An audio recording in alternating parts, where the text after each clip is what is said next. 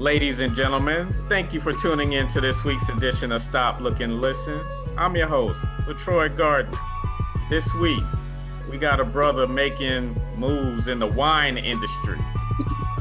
He used to be making moves on the gridiron too, but now after that career ended, he's been getting his hands dirty, entrepreneurial, getting houses built and setting up vending machines and ATM machines.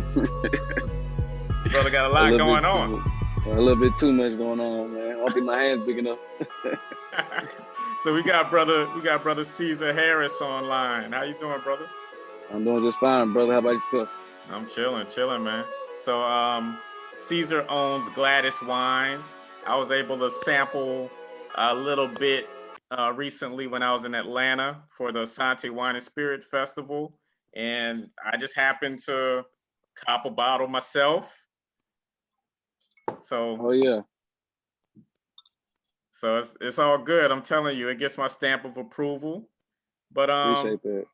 But let's just get into your beginnings. Like, you grew up in Memphis, Tennessee. Just talk about your upbringing and some of the trials and tribulations that you endured. I mean, like any other place that's kind of impoverished.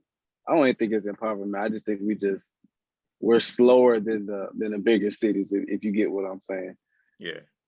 Just growing up in Memphis, I grew up in Binghamton area, same place as Penny Hardaway's from.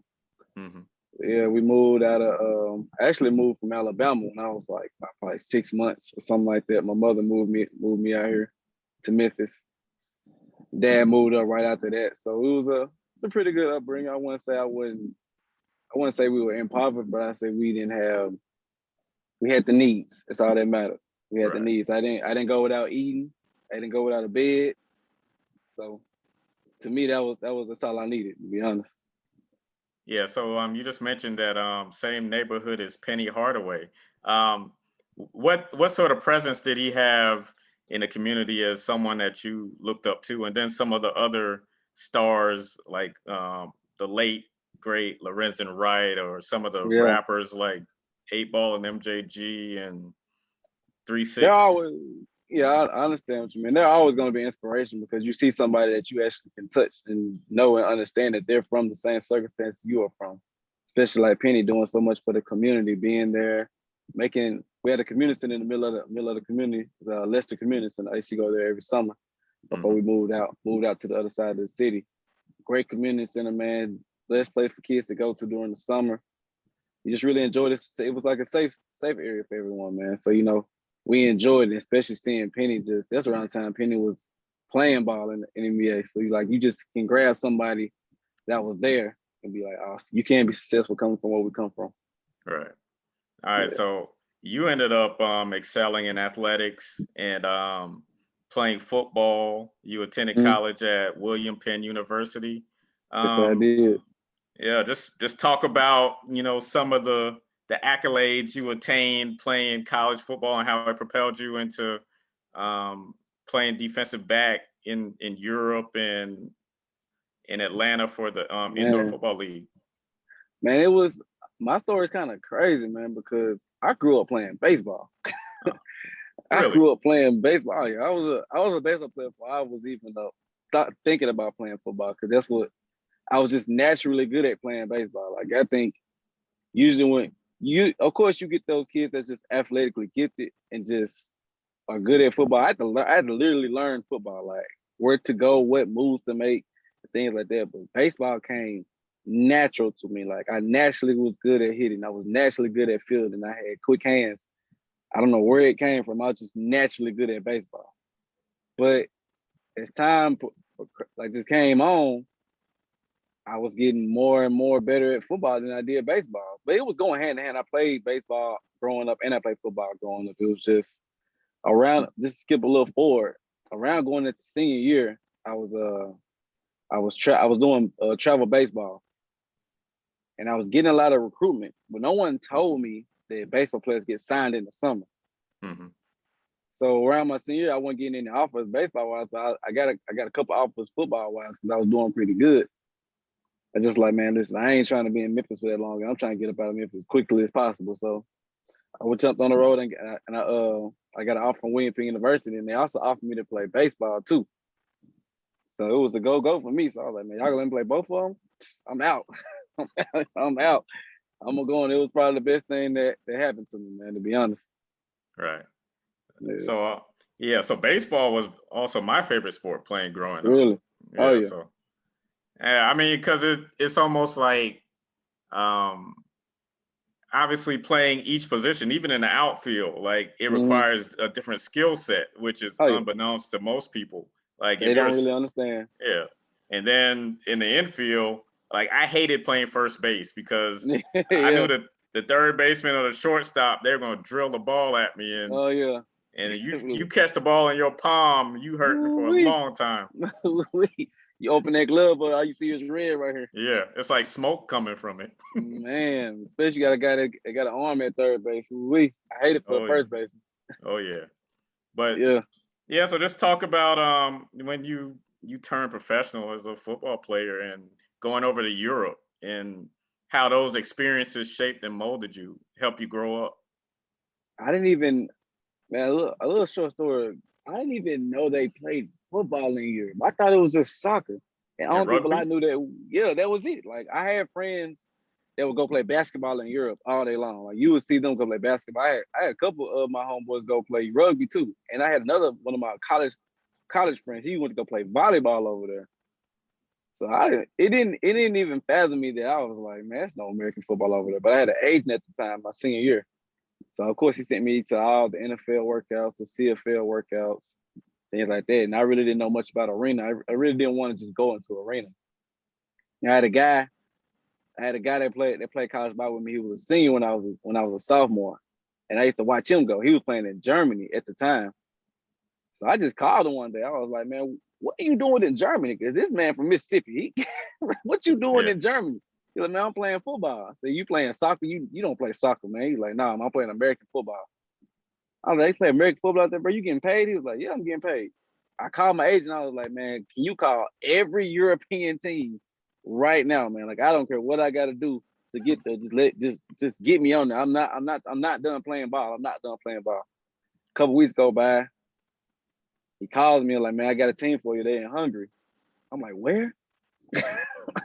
Like, they in Hungary, man. Like, man, what you gonna do? I'm like, man, it's just, I'm always a person that thinks outside the box. And I like an adventure, to be honest with you. I like an adventure. I was like, why not go? Why not go? I got to Hungary. It was like a different world, man. It was a different world. But I got so much love. I got so much. It was like you were living like a celebrity out there, man. You were on TV every day. Somebody wasn't used to being on. You were interviewing people, knew you. People wear your jersey. They come up and get your autograph. It was like you're like a local celebrity out there to the people, man. Then they come to the games. It was like if you ever seen a European soccer game, it's the same thing American football wise. The yelling, the bells, it's crazy out there. Like you wouldn't even expect it to be that, and it was just crazy, man. And just for those 3 years I was out there playing, it was probably up until now it was probably the best 3 years of me living right now. Mm-hmm.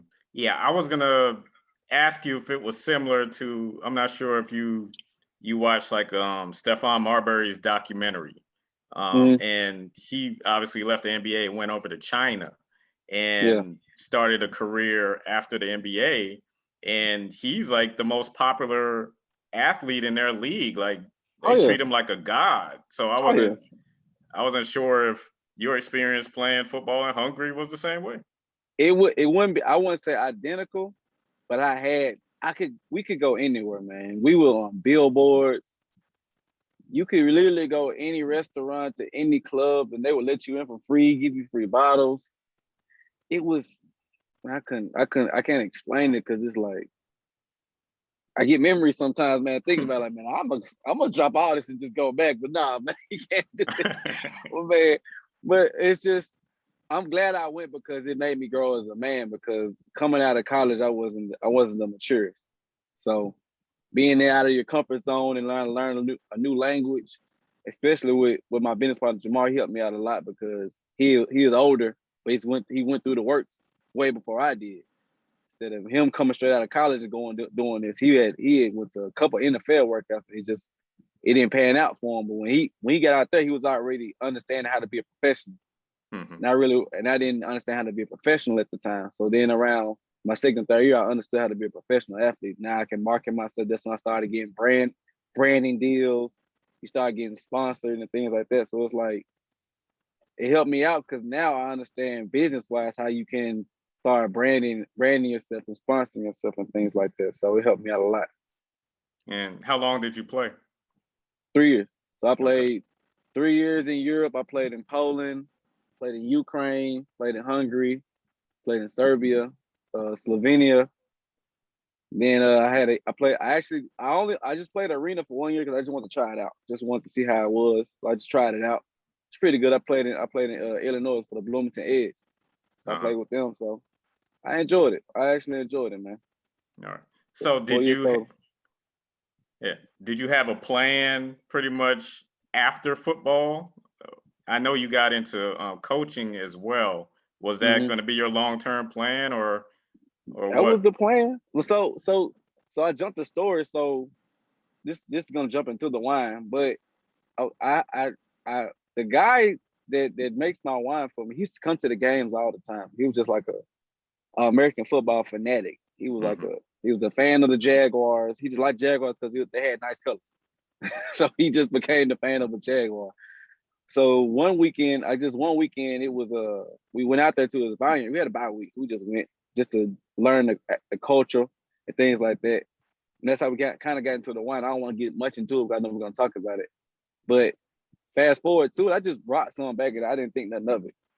So when I went back I got back here to America, I was like, I'm just gonna coach football. Like, I don't care. Like, this is what I want to do. I don't want to leave the game. Because I still had that, because I had that itch to play, but I didn't want to keep playing. You know, if that makes any sense. I didn't want to physically play, but I didn't want to be away from the game because it brought me so much self-care and just mental awareness that it just helps me out. Right. But just fast forward and thinking about just understanding what people are doing, other entrepreneurs, I was like, man, why not try it out? Like, why not try it out? I got into my degree, but I didn't like my degree field. I was like, no, this ain't gonna happen for me. So I just tried it, man. And then after I got done coaching, I was like, I'm just gonna try this wine full time. And I started branching off to other things after that. Okay. All right. So let's talk about the wine, Gladys Wines. Yeah. So you're the co-owner with Tank Dials. Yes, how did you two link up? In Europe. So Tank, I met Tank when we were in Europe. Like that is my mentor in this game. Like it just in life in general. Because I'm the oldest out of my mother's kids, not my dad's kids. Right. So being the oldest, your learning of experiences in life and you going through it. And no one's really teaching you how to go through life. You know what I'm saying? I can teach my brother what all I went through because I went through it before he went through it. Same thing with my sister.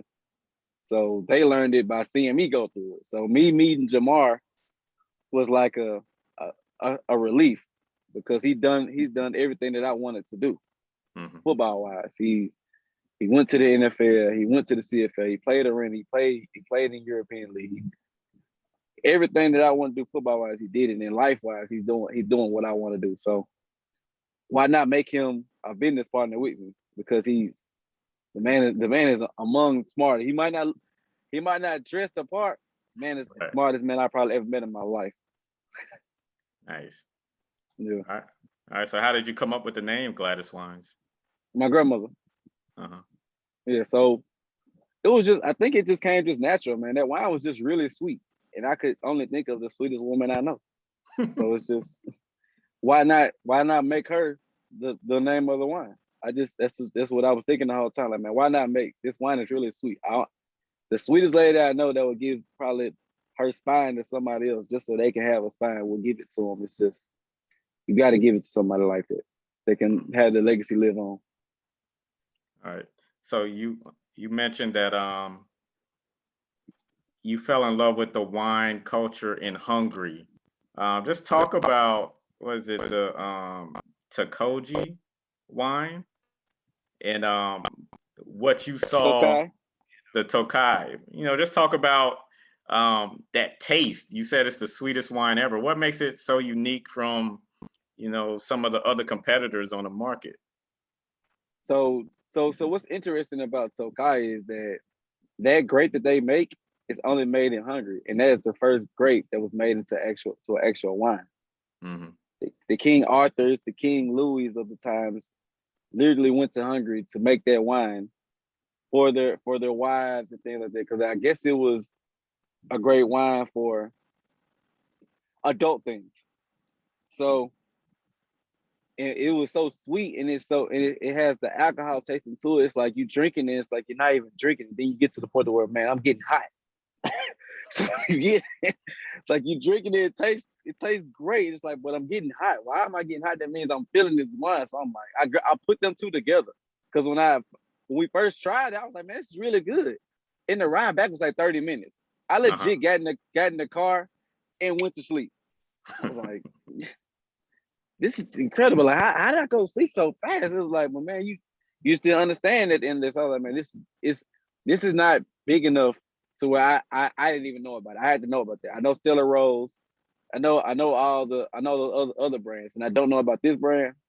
I just took an opportunity and said, man, I'm gonna make this wine and put my brand behind it. I'll make sure everyone knows about Hungarian wine. Okay. So you have 4 types of Tokai wine for sale. Yeah. Just tell us about them and the production process. So I wanted to make sure I got out to every different type of wine drink, because there's always different ones. So I made the cuvee. It's an ice wine for just a beginner.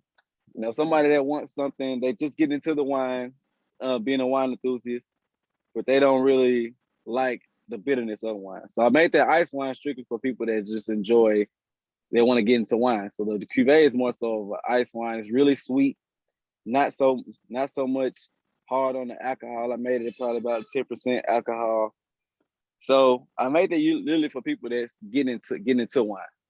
Mm-hmm. The yellow muscat is for someone they're into wine, but they want to get a buzz out of it. So I made the yellow muscat a semi-sweet.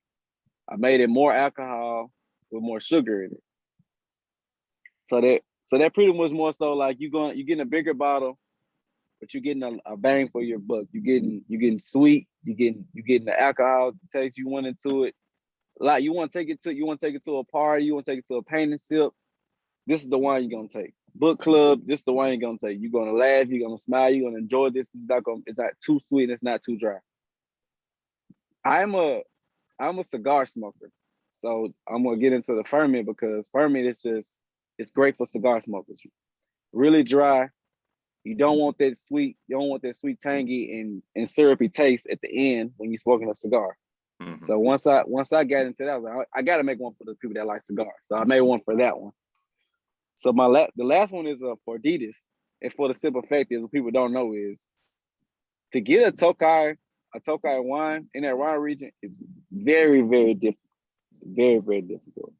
These grapes take almost 6 months to even prepare.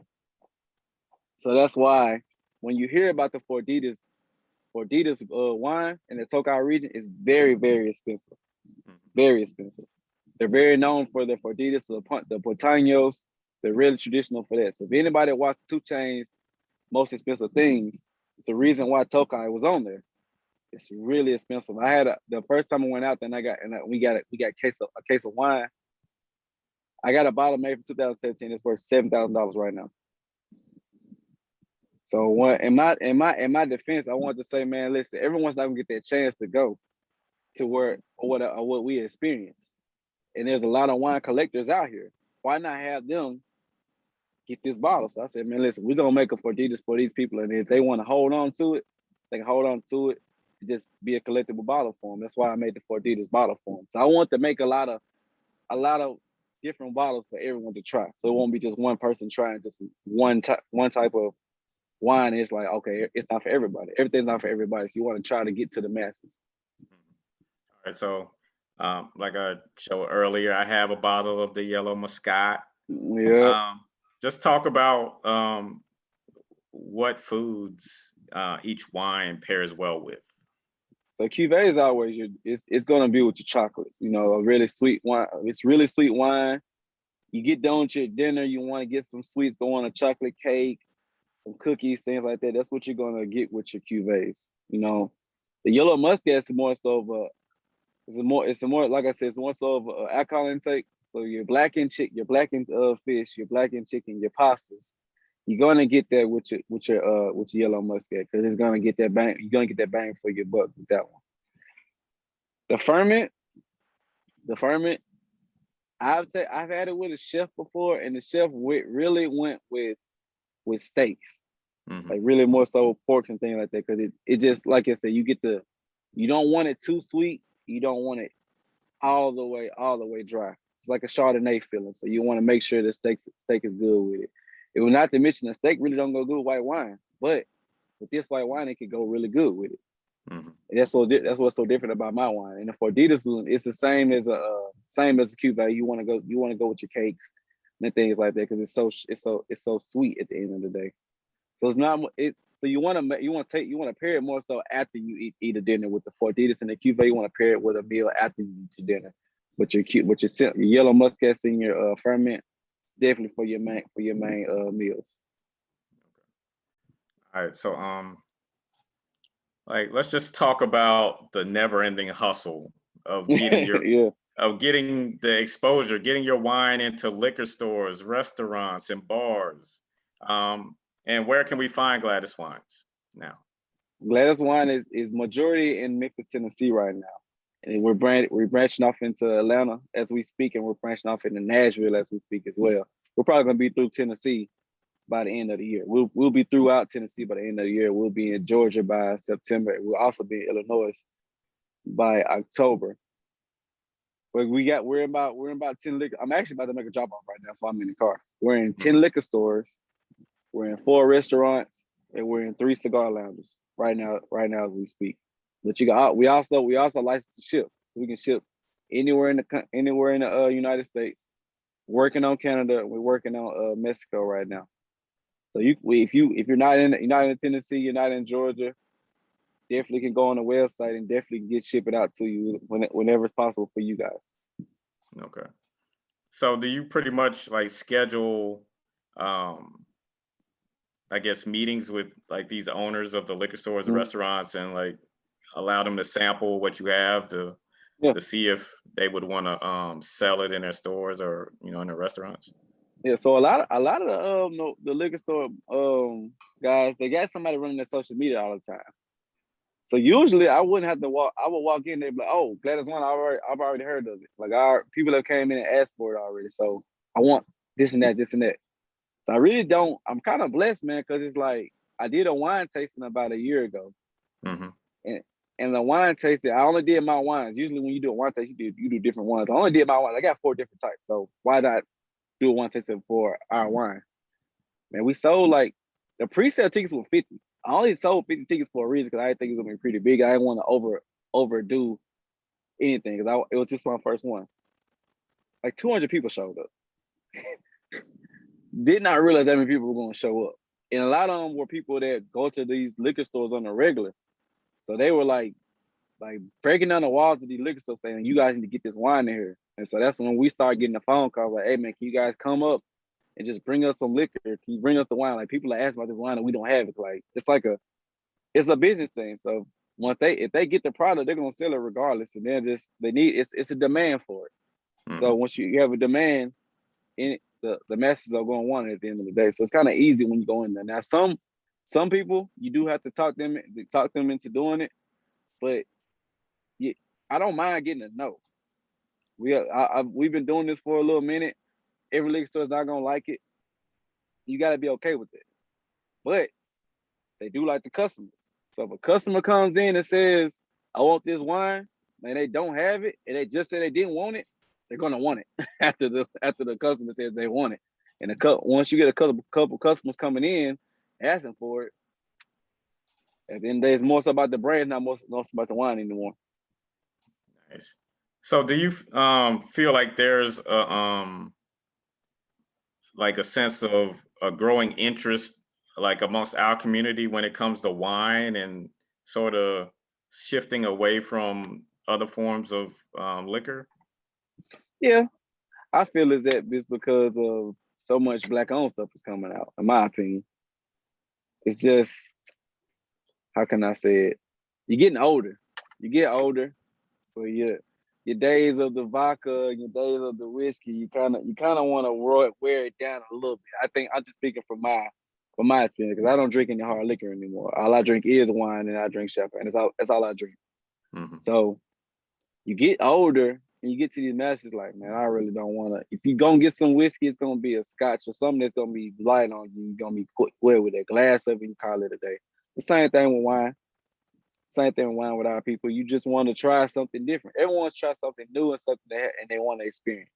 Like I said earlier, a lot of people not going to get a chance to do or see what we seen. You just can't go walk up into a place and have Hungarian wines. It's hard to get. Mm-hmm. So people want to try experiences. Man, I tried a Hungarian wine the other day. Like, how did you try a Hungarian wine? I didn't even know they made Hungarian wines. We got a guy in Memphis that has Hungarian wines. There's a guy in Georgia that has Hungarian wines. Like, of course, we want the first. We want to be the first people that make it popular. Right. So that's what we're aiming for. All right. So, like I said, I met you recently at the Sante Wine and Spirit Festival in Atlanta, Georgia, and it was a gathering of some of the most well-known minority wine and spirit makers in the country. Just talk about like how tight knit that community seems and how supportive of each other. Like, is it a breath of fresh air to, I guess, gather amongst like-minded business owners and I guess share your war stories? Oh yeah, because we are a minority, and it's just I'm gonna just say it.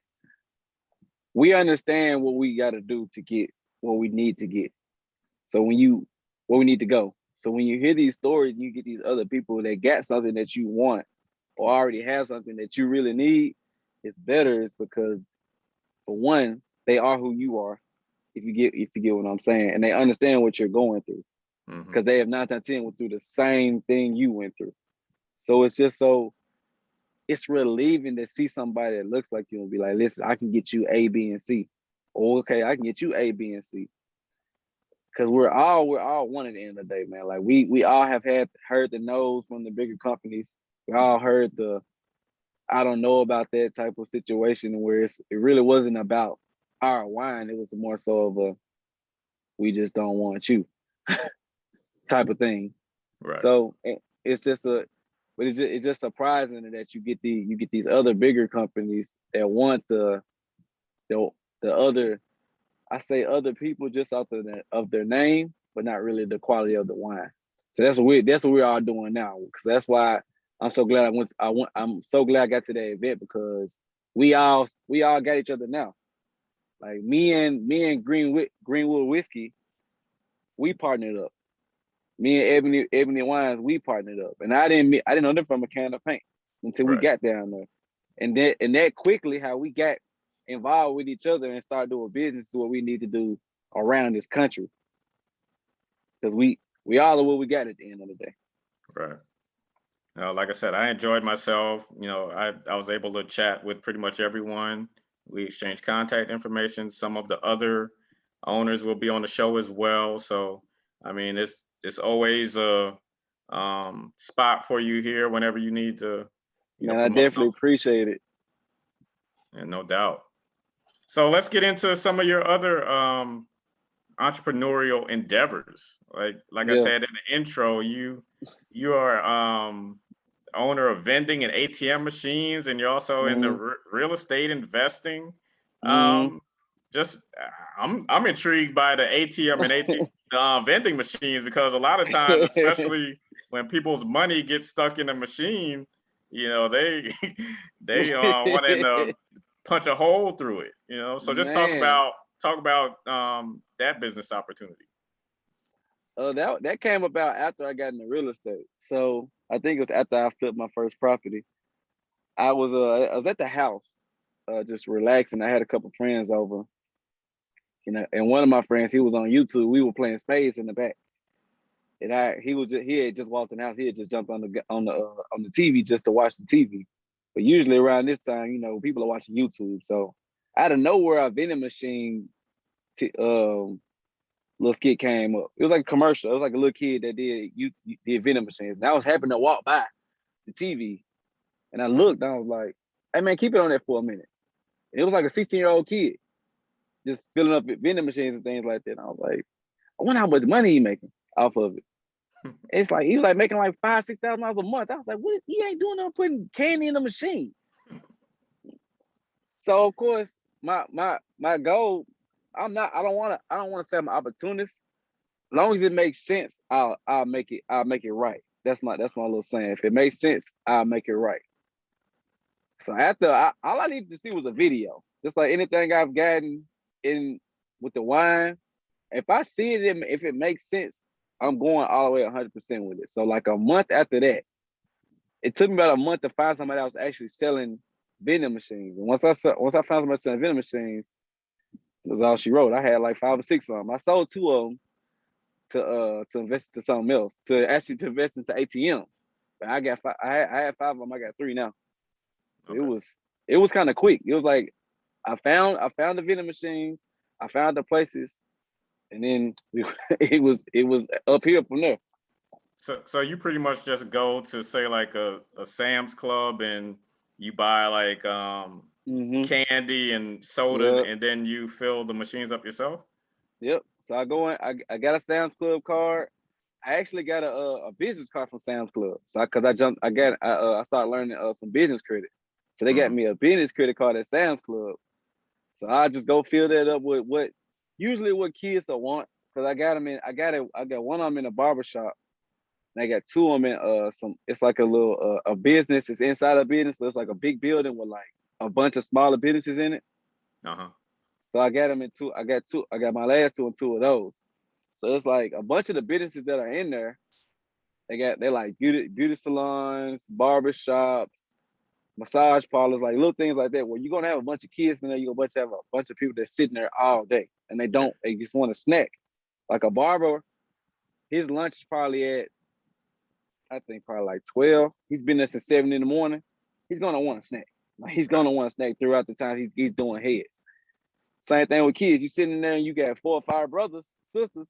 You sitting there the whole time, you waiting for everybody to get their haircut. Daddy, I need some this and this and that. Here go $2. Go buy you something. Get out my face. Of course, they gonna run and go buy it. 5 minutes later, they come back. Daddy, we need a drink. It's 2 of them in there. Okay, give you another $1. Get out my face. I'm trying to get a haircut. So I just seen it been working ever since then, man. So once I saw that, that's what got me into the ATM. So the ATM was kind of more difficult to get into, but I got it made. That's more so better than the vending machines, to be honest with you. Uh-huh. Okay, so like with these businesses, do you do they get a percentage for I guess providing a location for your machines? Okay. Yeah, you got to negotiate those things, because some people are outrageous. They'll be like, "Yeah, I want 75% of what you make." I'm like, "Come on, dude! Like you can't get 75, 50% of what I'm making. Like you never know what I'm making on a day. I might have a day where I make almost $500. I might sell the whole thing. I might have a day where I don't make only $5. Like I can't give you 50% of what I make. So usually what you go in and negotiate is the end of the month and give them like a certain number on what they want each month. Usually they want around the 10% of what you make that month, and you contract that out. So it's pretty much what people really want. You get these other people that want, I want 50% of what you make, man. I know I got plenty of people coming in. I'm like, but that don't mean they buying stuff every day. Like you got to at least have some foot traders coming in every day and making. So it's kind of easy to do a contract with people where you just give them a certain number that they need to have in order just to make them feel better. Because at the end of the day, you got to tell them, like, you just give what your scheme is saying, like, man, listen, I'm paying you to put this in here. Like you ain't got to worry about it. I'm fixing it. If it break down, I'm gonna fix it. When it gets filled up, I'm paying the food. I'm paying for the money. I'm paying for the stuff to get into it. I'm just paying you for the little section I'm giving you. The little square footage that I'm renting from you, that's your rent. And 9 times 10 people will be like, all right, cool. I ain't gotta do nothing to it, and I'm making money off of it. Okay, cool. I'm cool with that. Oh, yeah. So Before I let you go, if you want to talk about how you got into flipping homes and that whole nine. Man, my mother kind of got me into rental properties and flipping, because she wanted me to be, like I said, my life has been like everywhere. My life has been everywhere. Right. So when I first moved back, before I went back and played football again, I came home for like 4 months, and my mama was hassling me about being a real estate agent or a wholesaler. Like, she was hassling me. I was like, Mama, I'm not a person that can go and sell. This is even before the wine. Like, I just knew I was gonna do the wine, but I hadn't even sold a bottle yet. I even got a label yet.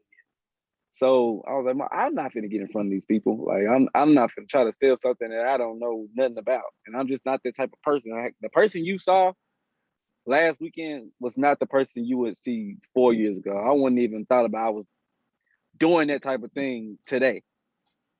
So I said, well, can you find me let's find me an area where I don't have to meet so many people and have to talk so much. Well, let me just negotiate something that I like to do hands-on, because I like doing stuff hands-on. You're still an athlete in the day. You don't want to just be so communicative. That's just not the type of me. I like to get my hands dirty. Mm-hmm. So I said, how about you just start flipping properties? I said, you can flip a property? She said, yeah, you can take a property that's really damaged and really messed up. You can fix it up and sell it for $1 on the market. I said, okay, I'm gonna do that. I'm gonna do that. I'm going to do that. So we got into it.